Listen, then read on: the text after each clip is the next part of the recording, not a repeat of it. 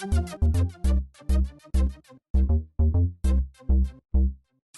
2012 recruits were introduced to the media today as they settled into their new club. Our first pick at number 16, Tom Sheridan, says his parents were ecstatic about being drafted. Yeah, Dad was stoked, and Mum cracked a few tears and started crying, and but it was only for the initial first few minutes, and then I said, "What are you crying for?" And she cheered up. So Tom has taken inspiration from his father's life story after his footy career was cut short.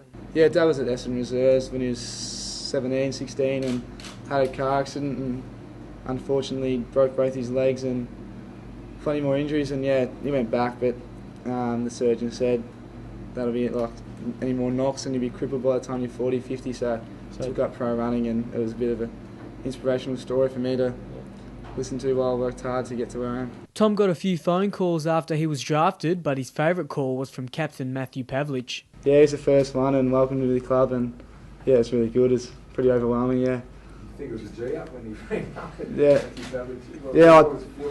Yeah, I was shocked. I actually couldn't hear him because the music was blaring in my house, and had to go out, and then they said it was Matty Pavlich, and I just was shocked. Yeah, it's a good feeling. At pick 20, Fremantle Dockers picked up high flyer Hayden Crozier, who has been compared to the likes of Nat Fyfe, and the youngster is over the moon he gets to live with his idol.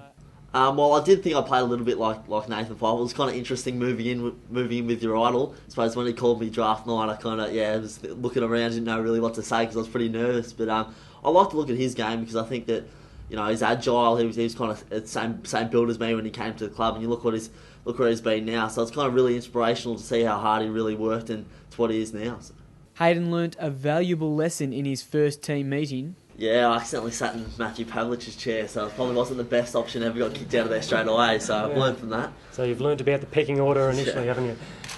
And being compared to Nat Fyfe is some big shoes to fill, but Hayden is already a YouTube sensation after taking a screamer in the Under-18s Championships against WA. When Johnny Patton got the ball, he just skied it, and I've been telling him all the time, thanks for skying it, because when he kicked it, I thought it was going to go through for a goal, at least carry through, and just jogging after it, looking after the ball, and then probably 10, 15 metres to go, I kind of thought that maybe I might have a chance at it. So lucky enough that the guy underneath me just jumped, so he just sprung me up there, and lucky enough to hold on. Pick number 29 was Alex Forster, the first of our 3 SA boys, and Alex lived out every teenager's dream after he and best mate Lockie Neal were drafted to the same club. Yeah, me and Locke played there in the under-14s 6 years ago, 5 or 6 years ago now. We've been mates for about 10, 11 years. When his name was called out, it's surreal. Yeah, even now it doesn't really feel like it's happened. But as I said, it's a dream to come true. Alex has taken some inspiration out of his South Australian-born captain Matthew Pavlich. There's 3 South Australians that have come across, and to see Pav come across here, and really has to do what he's done. He's an inspiration, I suppose. When Lockie Neal was asked about what type of player he is, this is what he had to say. A hard-working, small inside mid who likes to go forward and try and make opportunities as small forward as well. So clean hands, quick hands, and a clearance player as well. Lockie has taken his experience playing league in the SANFL as great preparation for AFL. It's interesting, people say advantage over the TAC Cup guys, but yeah, look, once you're in an AFL environment, I think anything can happen, but having that experience was good and helped me a lot, and just thankful that Chris Massey gave me that chance at Glenelg.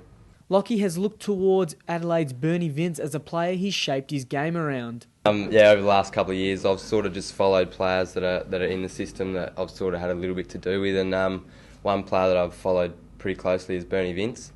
Dad coached him when he was probably 16, 17 back in the country, so I've sort of, when I've gone to the Crows matches and stuff, sort of watched him and how he runs, where he runs, and how he finds the footy. So yeah, probably Bernie, since I've started taking my footy seriously, it's probably been Bernie Vince. The Fremantle Dockers' final recruit was Cam Sutcliffe, and playing for the same SANFL club as Matthew Pavlich, Cam is staying with Pav for the first 2 weeks. Yeah, I'm living with him at the moment down at Scarborough Beach, which is absolutely amazing. I can't complain about that, but no, it's great. And Cam can't wait to get out on the track. Yeah, we're absolutely buzzing, all of us. We really want to get out there and have a kick and get into it, all the running, and I suppose beef up, put some weight on. But yeah. When asked if he's explored around Fremantle, he says he's pretty content staying at Pav's house. Not yet. No, I haven't got out. Haven't got out much. Just stuck at Pavs and enjoying my time there. So. With 5 new, fresh, exciting faces at the club, Cam is excited for what the future will bring. Yeah, absolutely. I reckon the Dockers are a great club and they've been on the rise the last couple of years, and I think this year would be a bigger year. So yeah.